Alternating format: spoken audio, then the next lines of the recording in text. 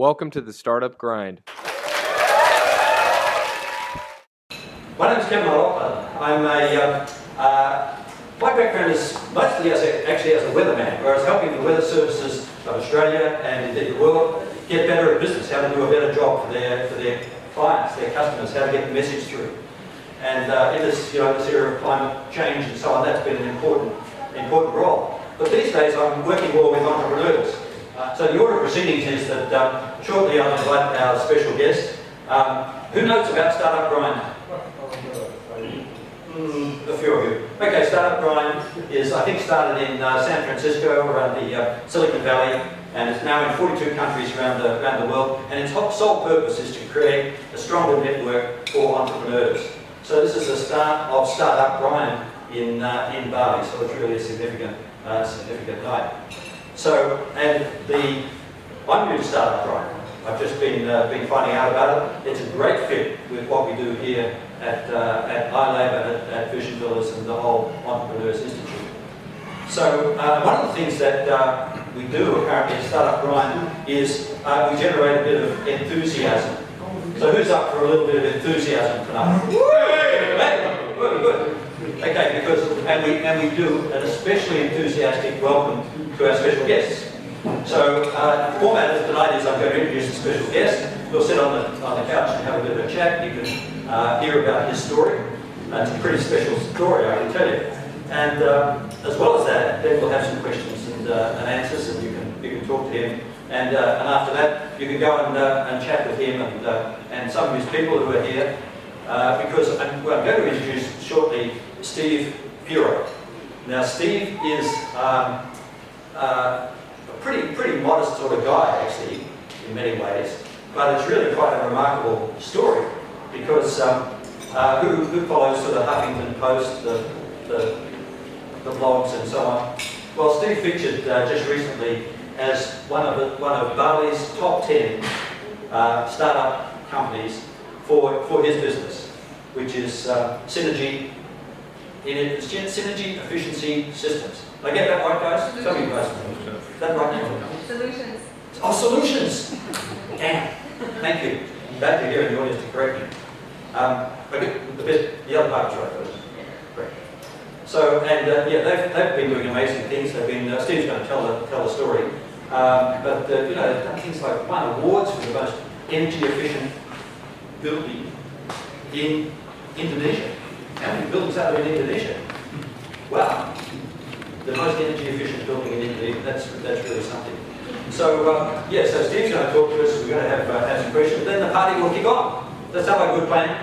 Good plan. Good plan. Okay, so without further ado, I'd like you to give a really big, rousing, stand up, cheer, and welcome to Steve Piro. Piro!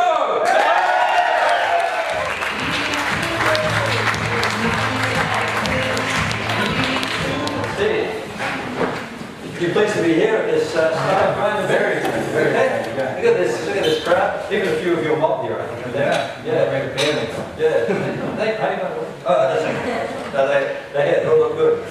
Okay, Steve, great to have you here tonight because this is really significant for Startup Grind to be starting here in Bali and for to be held here in Vision Villas, right in the middle of iLab, an entrepreneurial business development course. So it's great to be here and to hear about kind of how you got started, what led you to come to Bali. Just a little bit about your early days. Sure. So I was born in Marin County, Northern California, which is quite a progressive, kind of has a bit of a yuppie reputation, I get, but very, very open-minded, very progressive, near Silicon Valley, San Francisco. Went to school in University of San Diego, USD, the University of Spoiled Daughters, which was incredible, great school. 3 girls to every guy, so there's plenty of distractions for us in school.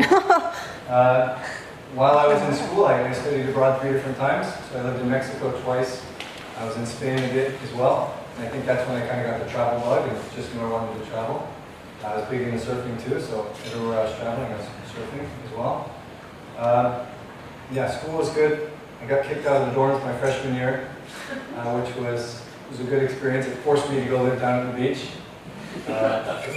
So, yeah, the story of that, basically we had those plastic airsoft guns shooting little plastic pellets. We're shooting people outside of the dorms, all the big meathead football players and all the frat boys. And a lady walked by and one of my buddies shot her. And it turns out she was the head of housing at the school. So we got in trouble. I went to the disciplinary board. And the guy asked me, he said, "Are you Jerry's son?" And I said, "Yeah."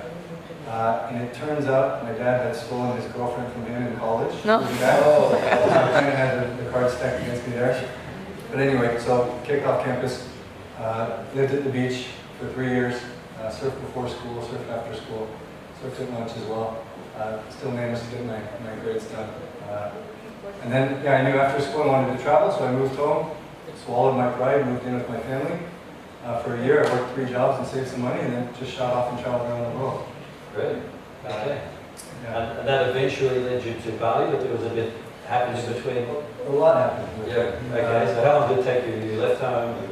You started traveling. So I left home With your surfboard? with my surfboard with one of my best buddies, 3 surfboards. We went to 29 countries on that trip. Okay. So we did 10 months in Central and South America, which was incredible. Got held at gunpoint by a 13-year-old kid in Brazil, which is a good story. Yeah, after Central and South America, we went to Europe. So I lived in London for 6 months. We were in Europe for 8 months. Got a little bit of taste of entrepreneurialism. I started selling sandwiches. Wow. Okay. So you got here, did with the surf. Yeah. I took a lot of pride that I wasn't in the business school. I was in the design school. So. Okay. Yeah. Okay. So you got a little bit of money from the mentor. Yeah. And so what happened then? Yeah, so then we had to figure out what kind of business we were going to do. So we started doing carbon audits for companies. So carbon audits, we wanted to get into the carbon market. And a lot of our clients were kind of telling us like, hey, we don't really get this carbon thing, we don't really care. And one of our big clients, who's still one of our biggest clients today, he just pulled me aside and said, we don't care about this carbon stuff, just help us be energy efficient and help us save money. And I figured this guy's worth X, hundreds of millions of dollars. Well, you know, he's a lot smarter than me. So we shifted to an energy efficiency company. We were doing a lot of energy audits on buildings. We had quite good success with our buildings, but then it just kind of a natural progression. It just made sense. Instead of fixing these broken buildings, inefficient buildings, why don't we just design them efficiently from the beginning so that they're, from day one, they're efficient, and then that's kind of how things went from there. And we've had some good success. I mentioned that one of our buildings won the award for the most energy efficient building in Indonesia, from the Ministry of Energy. Yeah, could you tell us a little bit about that, how that happened? Because you mentioned to me when we were chatting before that you connected with this, luckily, with this fairly influential Indonesian industrialist. Yeah, so we got really lucky. One of the owners of this company lives in San Francisco half the year in Indonesia, and so he's pretty switched on about energy efficiency and the green thing. And we did one of his hotels an energy audit, and we audited his university, and then we designed their university. And since then, we designed their expo center, which is the largest expo center in Southeast Asia. We're doing our headquarters now, and we might have another project kind of in the pipeline. But it's been, yeah. So when we designed the university, we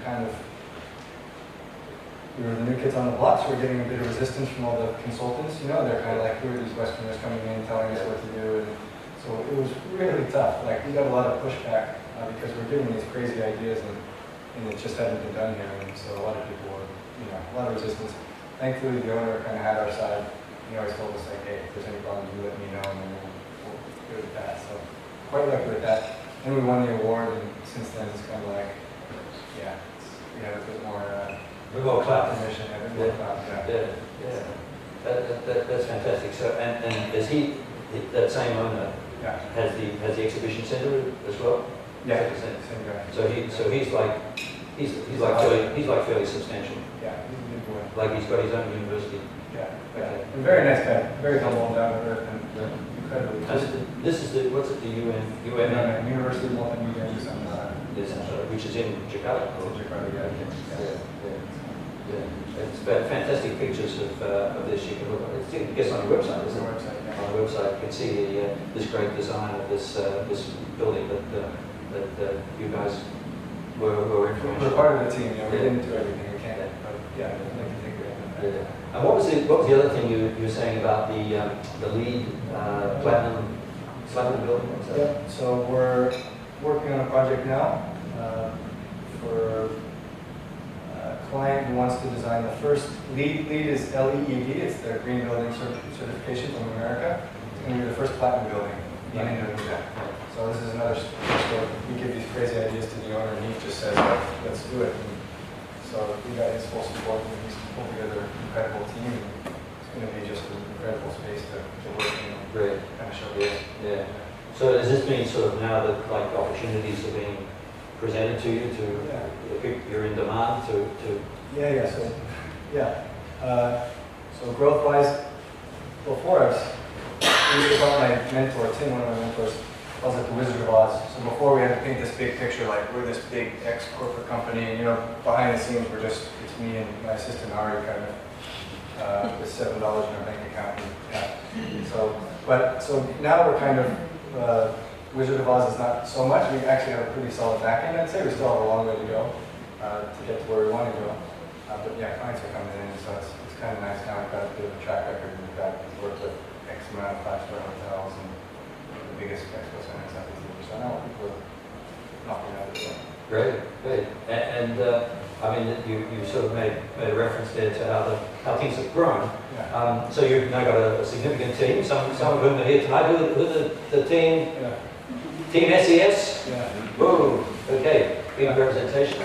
So just tell us about your team. Yeah. So that's just the best part of the job is just working with these guys. Like we're so lucky. The talent. I can't even say like the talent we've brought here. It's just unbelievable. And that's kind of the best part of the job working with them. We work a lot, 65, 70 hours a week, but it's enjoyable and even when we're not in the office, these are kind of the guys I want to spend my time with too. So it's I just can't say enough. We're so lucky. These guys could be working for big, oil and gas venture capital companies, making 10 times more than they're making with us, but they're with us and we're doing some big stuff right now. It's pretty fun. Just so lucky and blessed to have them. That's great, Steve. There's a little beaming smiles over there in the crowd, so it's great to hear you, give you that sort of appreciation for the team. Right. Well done, team.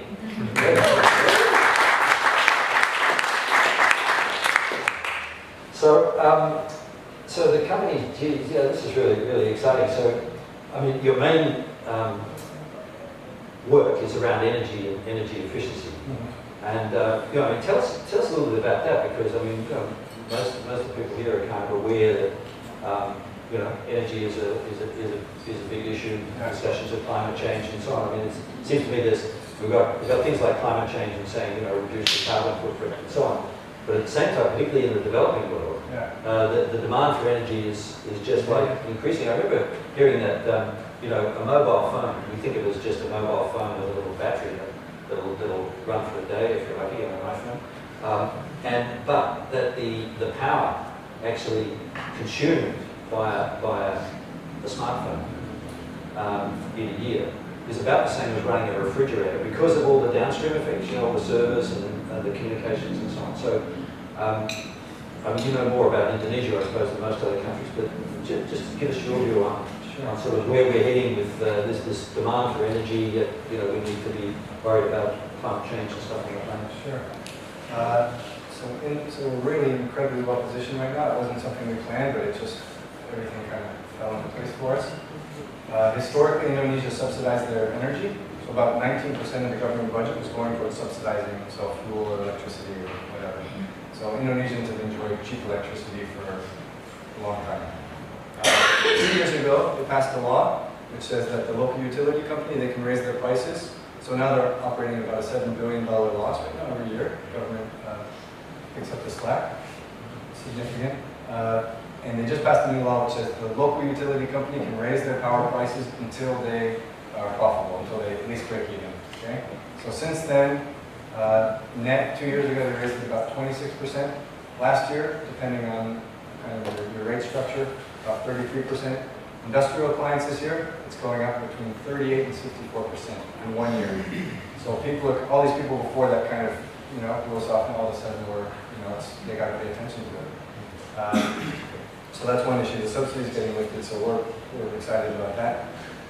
The other issue is only 75% of Indonesians actually have access to electricity. So the government has a huge task. They need to grow the amount of capacity. They need to produce electricity. It's just critical. First of all, because the middle class is growing. So the amount of energy people are using now, when they increase their standard of living, they're going to use more power. Second of all, when you bring these new people online that don't have access to power, they're going to need power too. So it's a pretty daunting problem that the government has to face. And so what we always kind of bring it back to is we say, okay, if you invest $1 million, you can buy a 1 megawatt coal power plant. Or if you invest $1 million in energy efficiency, you can get 2 megawatts worth of savings. So from the government utility point of view, we're kind of in a good position to help them a lot. And hopefully kind of, make the right business. There's a lot more to it. There's a lot more politics behind it.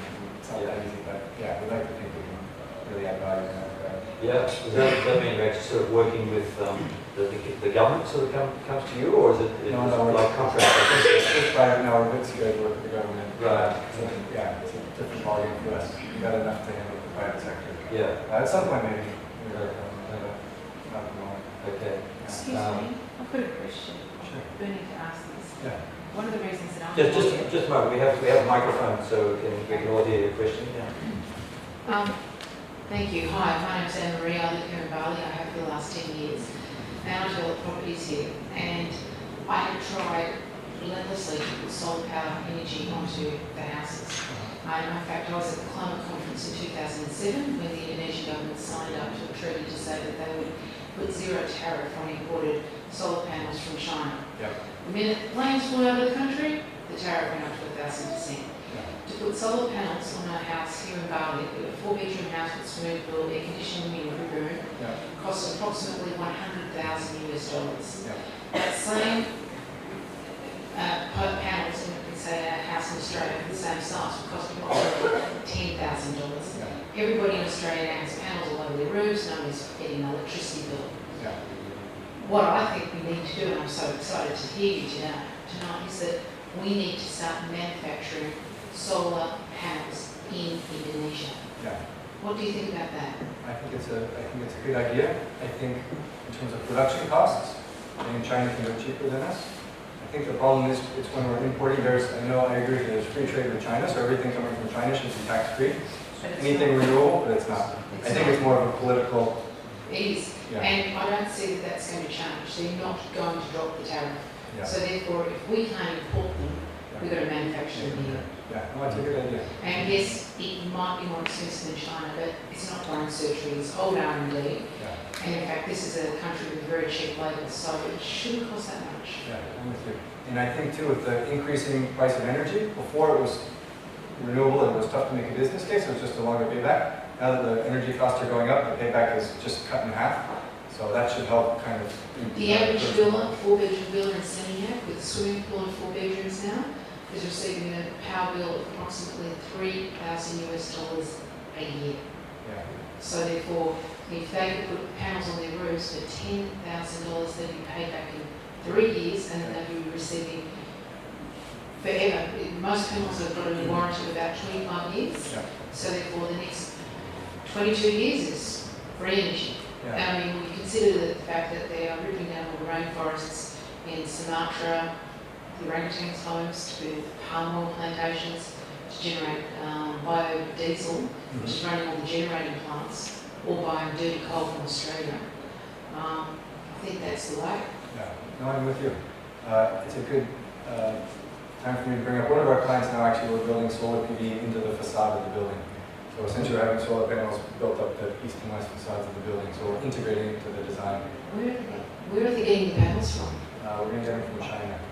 And but they're prepared to pay that enormous amount of money to get them in. So likely what we're going to do, it's not official yet, but we're going to use a third party to finance it. So actually the client only buys power from the panels. So all the risk is on the financial side. They install it, and then the client's just contracted. They have to buy energy from these guys for the next 20 years, market based, or whatever. And when they hit the payback period, then there's a handover to the client, and they get free power from then on. But I think this is the year. So there's a feed-in tariff that was passed recently too in Indonesia, which kind of fell apart, it didn't work. But that was going to incentivize, you could sell power for 25 cents a kilowatt hour. And how are you generating the power? So you install your own solar panels, then you sell it back to the utility. Here in Indonesia? Here in Indonesia, yeah. Is the grid that sophisticated? Have you seen the power lines all Yeah, over no, the no, place? that's part of it, yeah. They're hanging all over there. It's a bit touchy. That's part of it. Yeah, so I don't know, it's why really good. Tough to say, but I have no regrets. I'm very happy with what we're doing now and just feel really fortunate that we're getting the opportunity. Seems to me you sort of went from surfing the real, the wet waves to surfing the kind of waves that you get in the entrepreneurial journey. It's high highs and low lows, and it's not easy. And that's why it's called the startup grind. Simone said, when I came here, I said, God, I looked at the list of all these people talking here. It's Renault, Coastwell, and Trees, and all these hot shots. She said, just talk about the challenges and difficulties, and I thought, okay, we're like overqualified for that. We have plenty of challenges. I think we can talk about that. Yeah. Okay, so why don't you perhaps give us a few examples there? What do you think? Tell us about the challenges of an entrepreneur, but then also tell us about the good parts from your Yeah, sure. So challenges. I mean, it's kind of all the challenges you hear. Often cash flow is tough. It's always a tough one. One thing that I struggle with, and that I guess us collectively struggle with, it's kind of managing like, okay, how aggressively do we want to grow the business, and how much safety money do we want to keep in the bank? It's like we could keep $50,000 in the bank and have a bit of safety, but it's like with $50,000 you do so much, and you can grow and bring on new people, and so that's something that thankfully I heard we've got Callan on board, and he's a lot more responsible with money than me, so I kind of push that to him. So cash flow is tough. Getting paid late, this is something that I think is kind of unique to Asia, or to Indonesia especially. Hey, I see someone nodding here. So it's reassuring. Basically, I talked to, we get paid late from a lot of our clients, and it's tough for a small company like us to, we're waiting for a paycheck. It's tough. And I talked to one of my friends who's an architect, and she said, we get paid 8 months late sometimes. And I met a guy who was working in China, an American guy. He said, I told him, sometimes our clients are 2 months late or 3 months late. He said, I had a client that just paid me 3 years late. It was 3 years late. So I kind of puts us in perspective a bit. It's not like when people from the States trying to give me advice, just tell them we'll give them a discount if they pay earlier. If they pay late, and it's like, guys, it doesn't work like that. So that's a challenge. Managing growth too. So this year, basically we've done about 4 times growth compared to what we did last year. Wow. 4 times, yeah. Four times. We're on track to do 4 times growth. We've done in 12 months. Yeah. So that's kind of like, it's awesome, it's exactly what we want. It's really exciting. But it's tough because we have all these kind of proposals clients on the table that we need to deliver. So we need to bring on new people so we can deliver the work. But we can't get the money in until we deliver the work to hire the new people, and there's a ramp-up time when we bring on new people, so it's a bit like cat and mouse. But I think we're figuring out. We're doing okay. We just got a new guy who's helping take a lot of load off our shoulders, doing great so far. So that's a tough one. And I guess kind of the high side of that is, all the time when you have all these challenges, and you're in the trenches with your guys, and so you're in there kind of doing it together, and then when you do get out, you have these big kind of exciting moments, win awards, and you're right there to celebrate it. It's pretty, exciting. That's good. And what about things like, living and doing business here in Bali, and managing work and lifestyle and that sort of thing? Yeah. So a lot of people always say, "What's the work-life balance?" Or and I always say it's not like this polarized thing okay, this is work and this is life. It's to me, I was home last month for a wedding. I was home for a bachelor party and there was a wedding right after. But one of my buddies said, when I leave the office at 5 o'clock, I don't think about work. I go home and I don't think about it the whole night. I just thought that's just sad almost. It's it's great that you can do it, but it's what are you doing? What a waste. And so for me, it's kind of it's not this work. It is we're passionate about what we do. People in my life are people that we work with, and we love what we do and it's fun, and people say, do you have time to have fun? It's like, we do have fun, you know, like we make a really big effort to have fun with the team together, but what we do is fun, and there's not really a good time, and I think absolutely I can get better at trying to work less, but then you go back to, okay, if you want to work 40 hours a week, it's like, shit, well, if you work 70 hours a week, like you can just do that much more, and it might not be as effective and as efficient, but I don't know, so I'm still struggling with that and trying to figure it out. Yeah. I mean, you know, I don't sort of live here, so I just sort of get these snippets of life, what life is like. You know.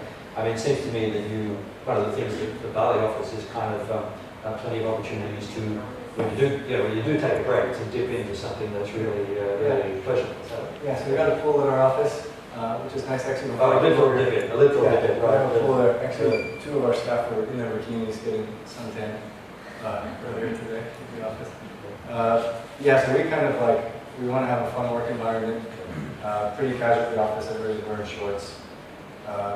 We had a tough time, one of our guys wasn't wearing shoes for a long time, so he just started wearing shoes now again. Yeah, we're pretty casual. And it's kind of, just the lifestyle thing. I think, I'd like to think that people come work for our company because it's this awesome, exciting field, but I think living in Bali too plays into it. Yeah. I think we kind of sell the lifestyle. Yeah. So people who are kind of starting, just starting out on the entrepreneurial journey, or perhaps who are kind of, in the, got a business where they kind of feel a bit trapped by it, and it's not giving them the buzz that they're looking for, something a bit more exciting, entrepreneurial. Yeah. What are the sort of tips? What do you think? So it's a little bit tough for me to answer this because I don't have a point of reference. I never worked in the States. I just kind of was a teacher for a year, and then I just got straight into it. So it's tough for me to kind of know what they're going through. But I would say there's so many safety nets in this world. Like the doomsday scenario is never going to happen. The worst thing that can happen is, I don't know, it's not that bad. Starting a company is really tough. It's not easy, so I don't want to paint these pictures as like 1 year you're profitable. And, it's tough, but it's worth it. And there's high highs and low lows. And I would say the biggest thing, some of the things that have helped us, and it's not, I didn't invent this idea, it's Jack Welch. He says this a lot. The big thing is candor in the office, so be transparent with people, be honest. If someone has an idea that you think of course you want to be encouraging, you want a lot of new ideas, but if you know it's not going to work because you have some experience, you say this is why it's not going to work, don't worry about hurting their feelings. Go tell them, like, hey, it's a nice idea, I think it's not going to work because of X, Y, and Z. And that way, they don't waste your time, they don't waste everybody else's time. So just be honest with people. It's tough to, because obviously you care about the people you work with and you don't want to hurt their feelings. And like last week, Tuesday night, we were in the office at 10:30, I went home at 10:45, and there were 4 guys in the office. It's like they're busting their ass, and you're like, of course you don't want to hurt their feelings, they're sacrificing their own stuff. Yeah. But I think there's a good point where you can kind of pull people aside and say, they know, this is not a knock on your personality, or just I don't think this is going to work, this is why, and then don't waste everybody's time. Okay, so you've gone through the journey. Yeah, I mean, one of the interesting things Roger says about success and so on is he says that entrepreneurs don't actually go out and necessarily get immediate success at creating wealth. Yeah. But what they really need to do is to create the environment in which success can occur and success can come. And he talks about the steps that you need to go through, like mastering your market, which you seem to have done. You seem to have you picked a field where you knew something about it, and then you gradually build up the knowledge about what would work and what didn't work, what the market needed, and so on. The switch from carbon to energy efficiency, and then existing buildings into new buildings. You kind of gradually work that sort of development of the market, and then your identity. You kind of now have an identity in the marketplace here. Your reputation enhanced by awards and so on. And now that's starting to turn into growth. I mean, that's a fantastic growth figure, 4 times, multiple of 4 in a year, which is starting to monetize the whole deal for you. So it's taken a while, like in your case, 8 years, 6 years, 6 years. So it's taken a while. Yeah, it's a fantastic story, Steve. Let's see if we have any more questions. We have some roving mics, so please wait till the mic comes. But who's got questions for Steve? Oh, here's one at the front from Brenda. Hi, lad. Just say your name, please, and before you answer your question. Hi, I'm Brenda. You moved here on a surfing holiday. Just how much surfing do you get to do now? Not enough. Not enough. I don't know, once a week, I'm lucky. Yeah, not enough. And when I do get to go, I'm in Indonesia, best waves in the world, so I get to go out and take trips every once in a while. And at least I know when I'm surfing here, I'm getting the best waves in the world and getting better waves than everybody's at home. So. Nice. Well, what's your wealth dynamics profile? Sorry, what's your Rock. Rock. So I just took the test today, and I haven't actually had a chance to really look into it, but I'm a supporter.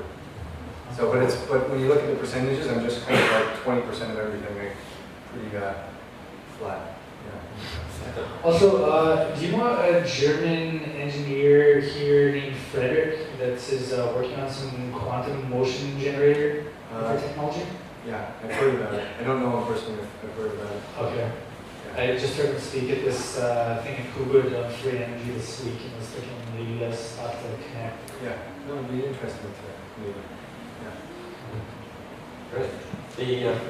Just on that, as a supporter, what Roger's system would say is that an ideal profile for a leader, because you're good at managing the team and translating some of the creative ideas into for the team to be actually implemented. And that means your secondary profile will be a star profile, which is about representing the company and representing the brand, promoting the brand, which you've done very well tonight.